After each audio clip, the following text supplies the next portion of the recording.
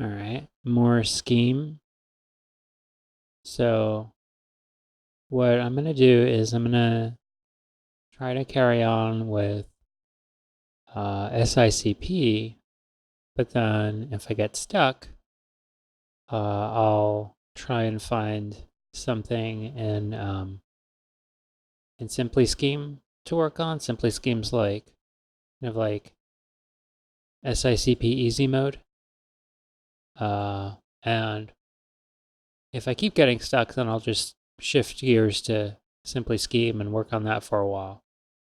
I want to try carrying on with SICP though, because I haven't gotten like super stuck. I've gotten a little stuck here and there. I also just haven't had a lot of time to put into it. I found on the internet, where is it? Which one is it? Right. This thing on GitHub, which should allow Simply Scheme stuff to run on Racket. I actually linked somebody on FI to this because they were trying to. Because Simply Scheme is old now. I mean, this is all old stuff. Like Simply Scheme's 99, SICP is like before that. And when you're trying to run something that's 20 years old on current computer stuff, it can be a pain in the ass.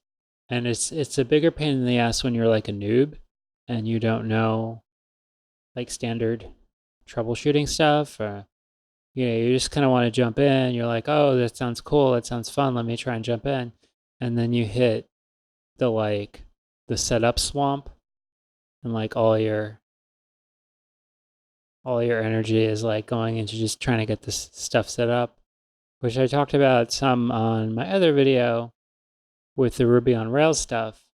And part of what I liked about that is like the setup swamp has been mostly cleared by using Amazon Web Services Cloud IDE.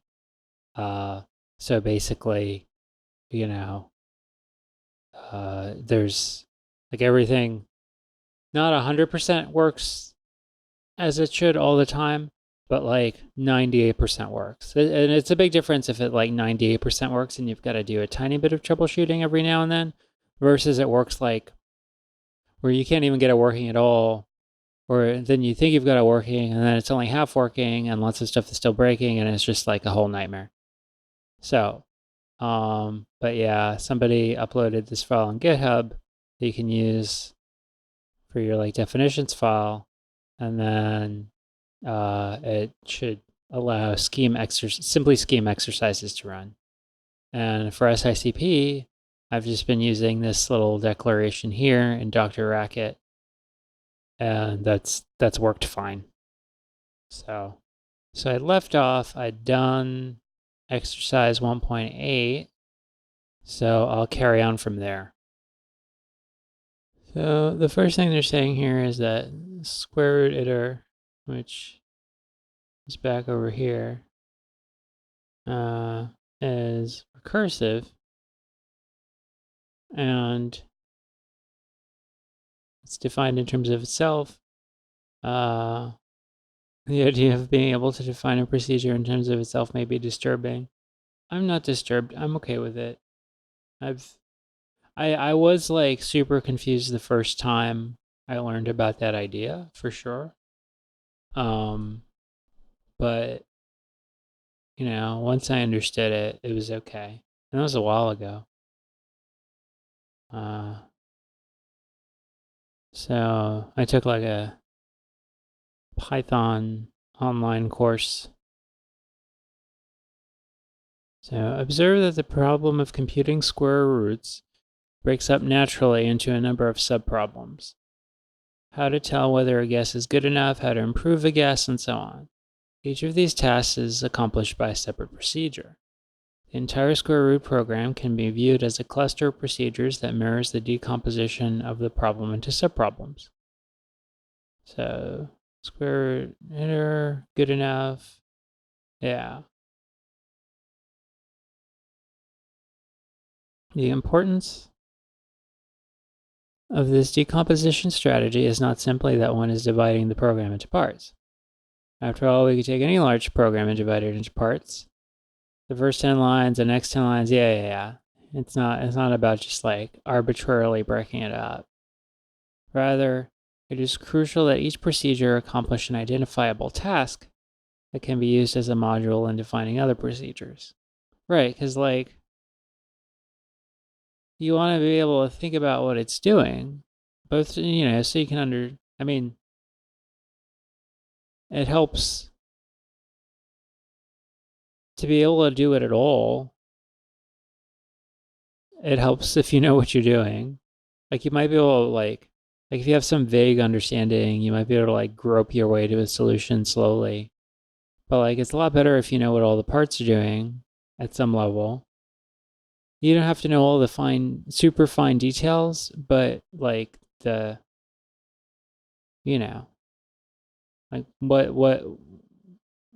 how the parts fit together. And then if you need to change stuff, it's helpful if like, you only have to worry about if you want to add something, add some ability, feature, whatever, you can just figure out which part has the thing that you need to change to add the thing you want to add, as opposed to, having to deal with a whole big complex program. Like,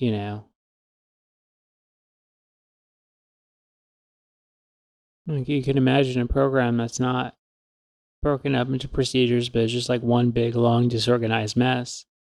And then you want to change something, and you're like, oh God, where do I start? And you've got to figure out the whole thing in detail, as opposed to just being able to zero in, make a change, test it, and, see if it works. Say, for example, when we define the good enough procedure in terms of square, we're able to regard the square procedure as a black box. We are not at that moment concerned with how the procedure computes its result, only with the fact that it computes the square. The details of how the square is computed can be suppressed, to be considered at a later time. That's a bit of an unusual use of suppress. Yeah, I'm looking at this. I'm breaking out the dictionary in the middle of my programming video, but I like words. I didn't know that one, geez. And yeah, I feel like maybe omit would be better. To leave out or leave unmentioned. Yeah, I don't like that suppressed. But that's okay. I guess they won't be doing a new version at this point. So I will omit complaining to anybody. So, indeed, as far as the good enough procedure is concerned, square is not quite a procedure, but rather an abstraction of a procedure, a so-called procedural abstraction. At this level of abstraction, any procedure that computes the square is equally good. Right. As long as we get square out of it. And it's not like so inefficient, it like slows the computer down. Calculating square, that would be pretty bad. But yeah, then we don't really care if it's like how it generates it. Thus, considering only the values they return, the following two procedures for squaring a number should be indistinguishable. Each takes a numerical argument and produces the square of that number as the value. All right, I went down a little bit of a brief rabbit hole, trying to see if I could remember the math necessary to figure out this alternate definition of square. But I think for now, I will just be like, this is another way of doing it. and just move on. If somebody wants to explain that standing on one foot, they are free to.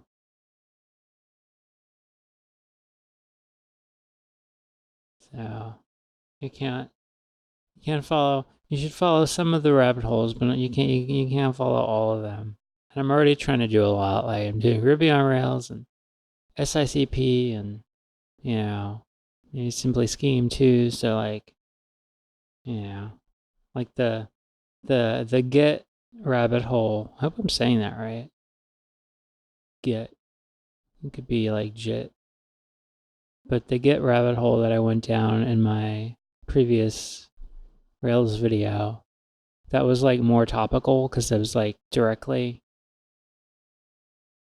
like within the scope of what I was doing, and also not too hard. I'm not saying this is really hard. It would just take a little bit.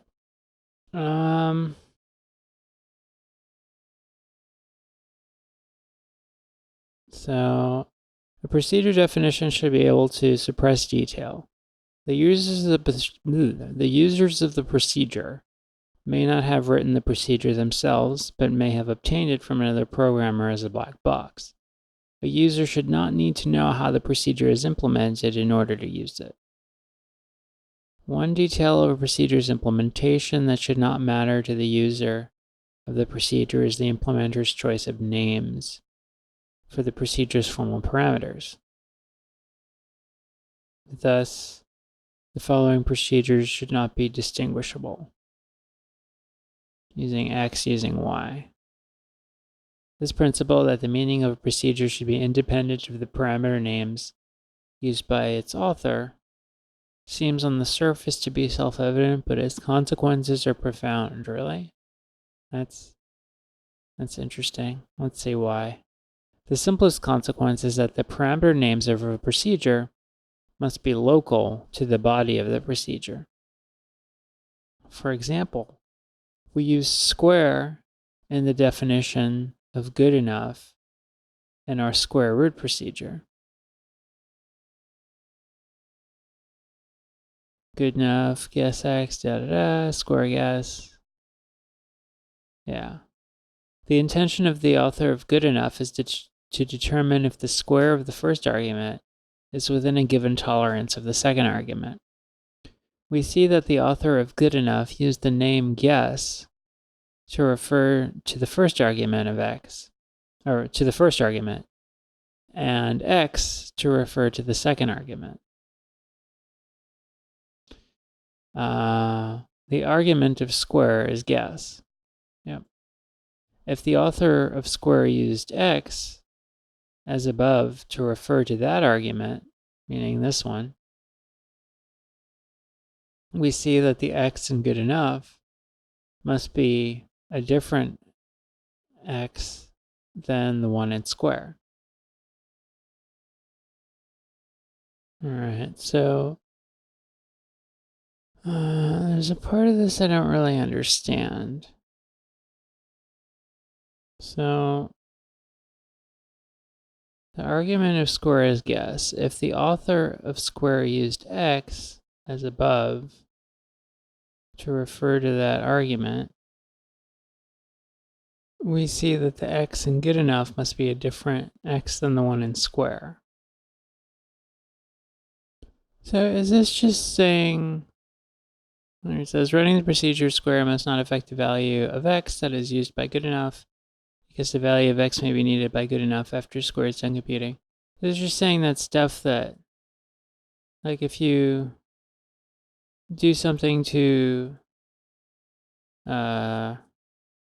parameter or whatever in the body of a procedure that gives you a value, but it doesn't change the actual like X or whatever it is. Does that make sense? If parameters were not local to the bodies of their respective procedures, then the parameter X in square could be confused with the parameter X in good enough, And the behavior of good enough would depend upon which version of square we used. Thus, square would not be the black box we desired. Or like if you had like some sort of conditional thing and you were doing something to X and seeing, if it gave you like a true value for any of the tests you had after whatever you did to it, but like the X were changing at each stage, then that wouldn't be good. A formal parameter of a procedure has a very special role in the procedure definition, in that it doesn't matter what name the formal parameter has. Such a name is called a bound variable, and we say that the procedure definition binds its formal parameters. The meaning of a procedure definition is unchanged if a bound variable is consistently renamed throughout the definition. All right, so let me just try and read through these two paragraphs, and then we'll see if simply scheme is more illuminating. So, starting again. A formal parameter of a procedure has a very special role in the procedure definition in that it doesn't matter what name the formal parameter has. So I don't understand that. Why? Why doesn't it matter? And then, such a name is called a bound variable, and we say that the procedure definition binds its formal parameters. The meaning of a procedure definition is unchanged if a bound variable is consistently renamed throughout the definition. And then there's just this kind of, the concept of consistent renaming is actually subtle and difficult to define formally. Famous logicians have made embarrassing errors here. Okay. If a variable is not bound, we say that it is free. The set of expressions for which a binding defines a name is called the scope of that name. In a procedure definition, the bound variables declared as the formal parameters of the procedure have the body of the procedure as their scope. So,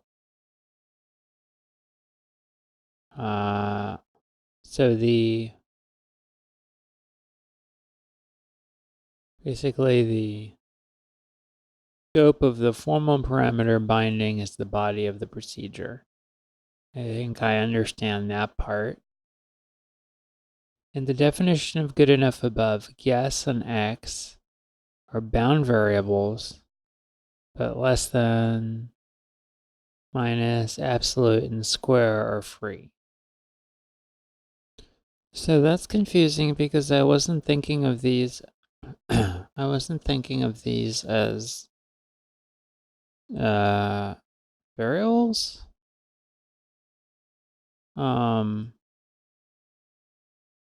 Like these are the names of functions or whatever, and some of them are built in, and one of them at least we gave a name to.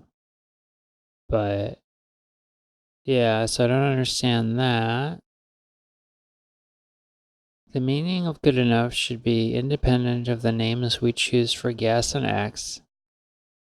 I understand that those are variables. So long as they are distinct and different from these. So I Googled SICP free versus bound variable, and I found this guy who gives his big takeaway from the SICP section he's on. So let's see if that's helpful. It looked helpful at a quick skim, so I figured I'd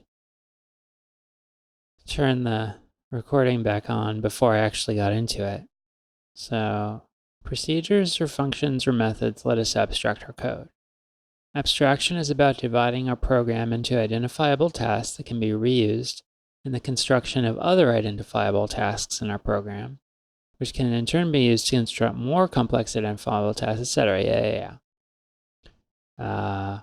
In order for procedures to enable us to abstract our code, parameter names of a procedure must only have meaning within the body of that procedure.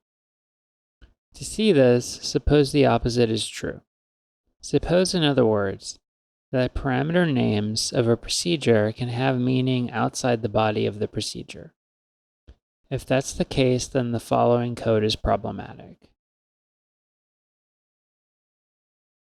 So we have square defined, and then good enough, and then some values being passed to good enough. So using applicative order evaluation, the last line of the above code simplifies to this. And I'm just plugging in the values there, so that makes sense. Now, typically the next step of substitution results in this.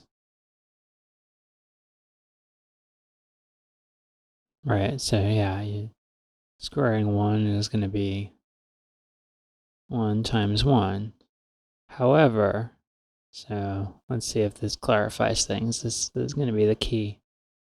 If the x in the definition of square can refer to an x that is outside of the body of the method, then this x in this case,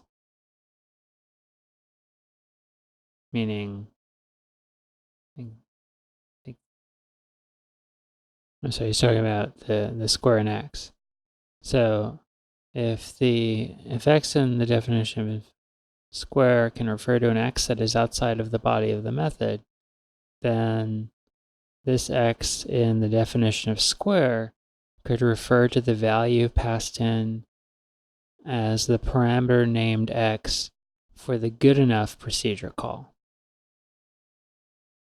In this case, the next step of the substitution would be b.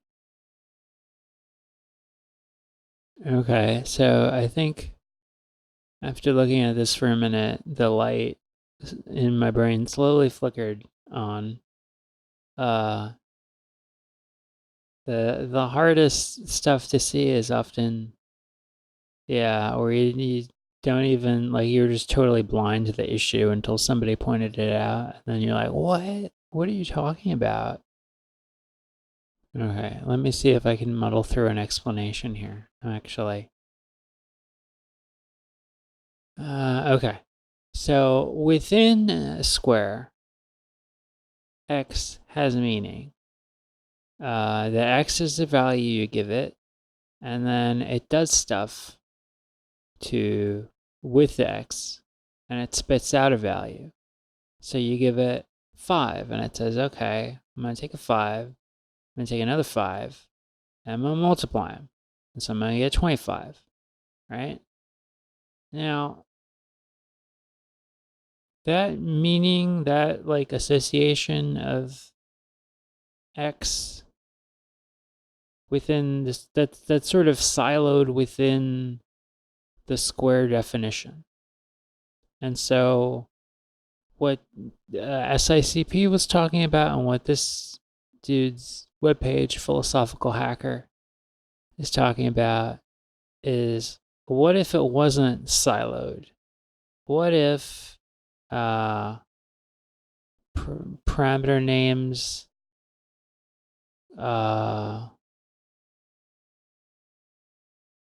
could have a meaning outside the body of a procedure?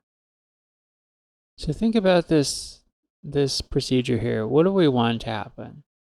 Well, we give it these parameters, and then we want to be able to give it numbers, and then so we give it, say, guess, and in this example, guess is 1. And so we want to say square guess. In the context of this procedure, that's fine.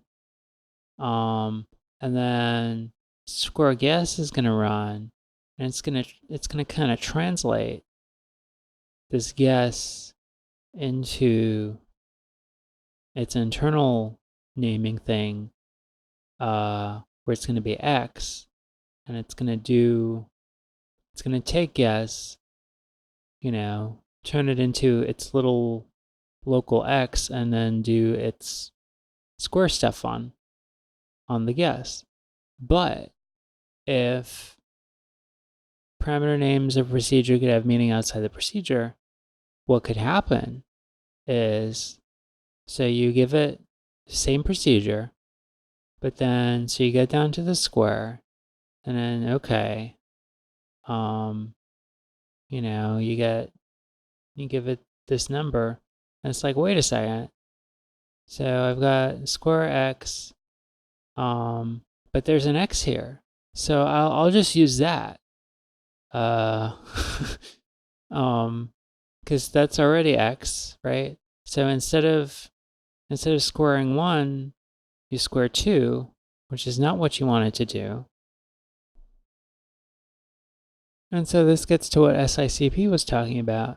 If the parameters were not local to the bodies of their respective procedures, then the parameter X in square could be confused with the parameter X in good enough, and the behavior of good enough would depend upon which version of square we used. Meaning, I wonder if this is a typo and this means which version of X we used, because I think that would make more sense. If anybody has comments on that. Okay. So that's cool. I went from completely lost to having a maybe tentative grasp on this issue, thanks to a philosophical hacker.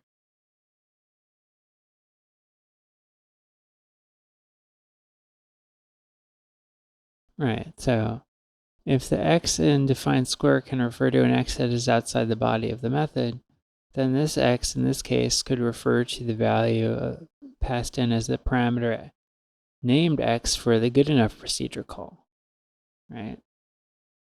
This is called X. So we have X ambiguity. Clearly, A would evaluate differently than B. Yes, the square of 1 is different than the square of 2. More importantly, if the above code evaluated to the result of evaluating B, then the square procedure wouldn't actually serve as an effective abstraction. So this is why we care. It would not be a piece of code that identifies a task that could be effectively reused in good enough. Why? Because we could break square simply by choosing the wrong name for the parameters of the procedure that uses square. And I think by maybe wrong name here, it's just like if you in your procedure that's calling other procedures, if you happen to use a parameter in the same like namespace as something that one of your, like other procedures, sub-procedures that you're calling uses, then you could just get like fucked, like surprised. And that would be bad. Like you shouldn't have to vet your parameter namespace in order to not have your program blow up and do weird stuff.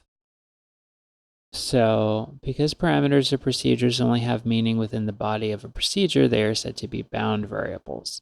Presumably, they are called this because their meaning is bound to the body of the procedure definitions for which they are arguments. The names have no meaning outside the procedure definition body. Free variables, on the other hand, have meaning outside of the procedure definition. Okay, so I feel like I sort of have a handle on this issue.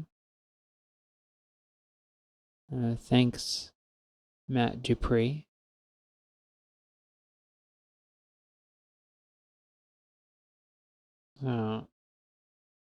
In the definition of good enough, guess and x are bound variables, but these are free. The meaning of good enough should be independent of the names we choose for guess and x, so long as they are distinct from these things. Well, that makes sense. If we renamed guess to apps, we would have introduced a bug by capturing the variable apps. It would have changed from free to bound. The meaning of good enough is not independent of the names of its free variables, however. It surely depends upon the fact external to this definition that the symbol abs names a procedure for computing the absolute value of a number. Good enough will compute a different function if we substitute cos for abs. Okay. So internal definitions and block structure. So we have one kind of name isolation available to us so far. The formal parameters of a procedure are local to the body of the procedure. All right, so the formal parameters of procedure are local to the body of the procedure. The square root program illustrates another way in which we would like to control the use of names. The existing program consists of separate procedures. Square root iter, good enough, improve, yeah. The problem with this program is that the only procedure that is important to users of square root is square root. The other procedures only clutter up their minds.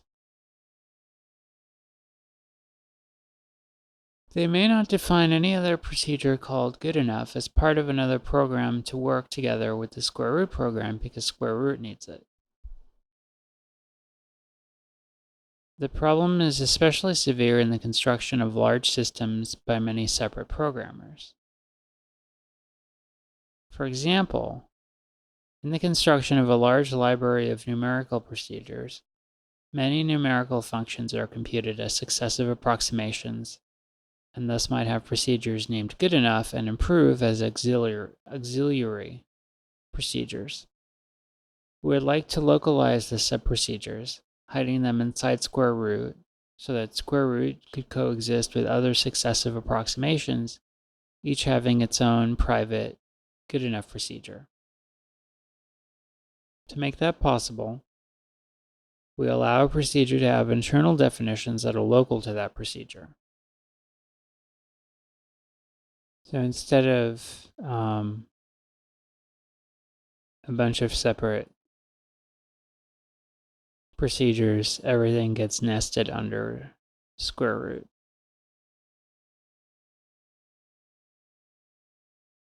So one of the things I think is interesting about this is, so on the right I have the block structure one, and then on the left I have the original, and I've put these definitions above because they're like necessary to make them work. And I noticed that one of the something they changed was they moved this, like it's like down here now. This square root iter part that sort of gets the whole thing started with the initial guess, and like it needs to be down here in this structure. Over here on the separate procedure method on the left, you could, like the fact that square root iter, like, you know, starting from the top, you know, we've got square root calling square root iter, which hasn't been defined yet, but that's fine. Like the interpreter is happy to carry on. I mean, I guess I don't know, it says 2 bound occurrences. So I guess it's already, my point is, when you're talking about doing everything within, you know, like in a block in one procedure, like the stuff needs to be the stuff that you're calling needs to be defined already. See, good enough is defined before it's called. Square are defined outside. Improve is defined before it's called. Square root iter is defined before it's called.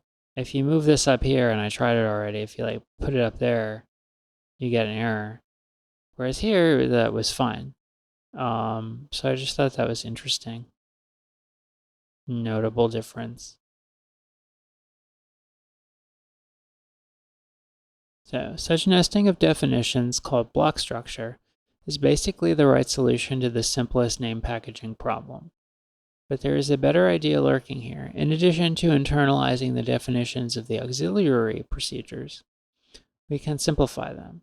Since X is bound in the definition of square root, the procedures good enough, improve, and square root iter, which are defined internally to square root, are in the scope of X. All right, so basically what this is saying is, since everything is defined internally,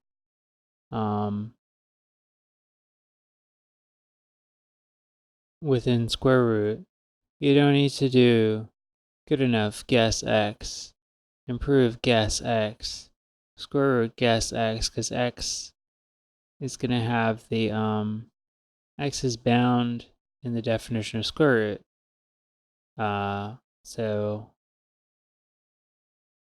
it's, and all these procedures are within the scope of that binding of X, so it's going to be the same X. So you can just give it to them directly in the body of the sub procedure. I think that's what this is saying.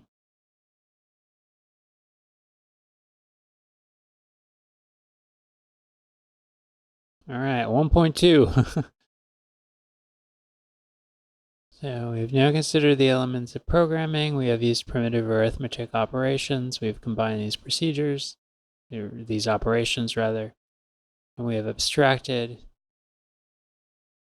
All right, the archive.org version of SICP had some broken images, so I just found the actual MIT website version, and I'm going to use that in reader mode.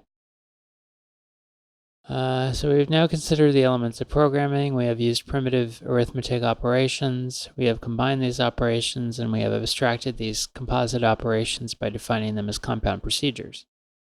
But that is not enough to enable us to say that we know how to program.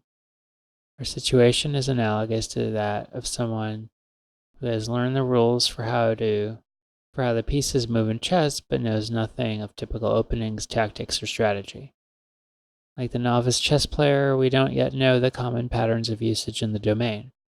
We lack the knowledge of which moves are worth making, which procedures are worth defining. We lack the experience to predict the consequences of making a move, executing a procedure. The ability to visualize the consequences of the actions under consideration is crucial to becoming an expert programmer, just as it is in any synthetic creative activity. Becoming an expert photographer, for example, one must learn how to look at a scene and know how dark each region will appear on a print for each possible choice of exposure and development conditions. So it is with programming where we are planning the course of action to be taken by a process and where we control the process by means of a program. We must learn to visualize the processes generated by various types of procedures. Only after we have developed such a skill can we learn to reliably construct programs that exhibit the desired behavior. A procedure is a pattern for the local evolution of a computational process. It specifies how each stage of the process is built upon the previous stage. We would like to be able to make statements about the overall or global behavior of a process whose local evolution has been specified by a procedure. This is very difficult to do in general, but we can at least try to describe some typical patterns of process evolution. In this section, we'll examine some common shapes for processes generated by simple procedures. We will also investigate the rates at which these processes consume the important computational resources of time and space. The procedures we will consider are very simple. Their role is like that played by test patterns in photography, as oversimplified prototypical patterns rather than practical examples in their own right.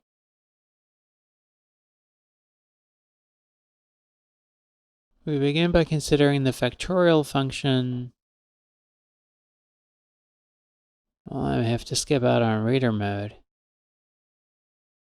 Defined by nothing or something. Okay. Yeah, I mean, I know. I know what a factorial is, but I still want to see their little images and stuff. There are many ways to compute factorials.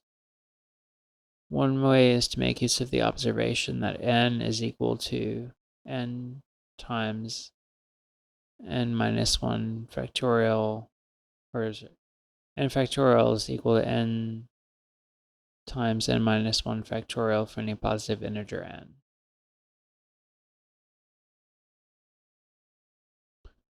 Right, so this we can compute n factorial by computing n minus 1 factorial and multiplying the result by n.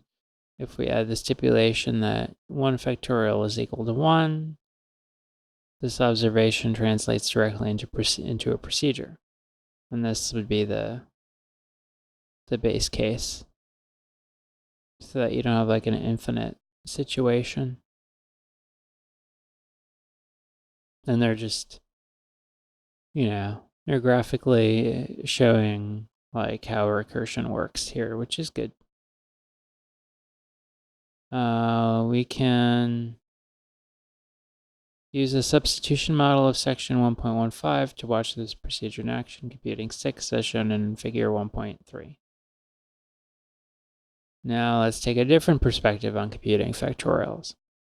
We could describe a rule for computing n factorial by specifying that we must first multiply 1 by 2, then multiply the result by 3, then by 4, and so on, until we reach n. More formally, we maintain a running product together with a counter that counts up from 1 to n. We can describe the computation by saying that the counter and the product simultaneously change from one step to the next according to the rule. So these are the rules, and then stipulating that n is the value of the product when the counter exceeds n, or n factorial.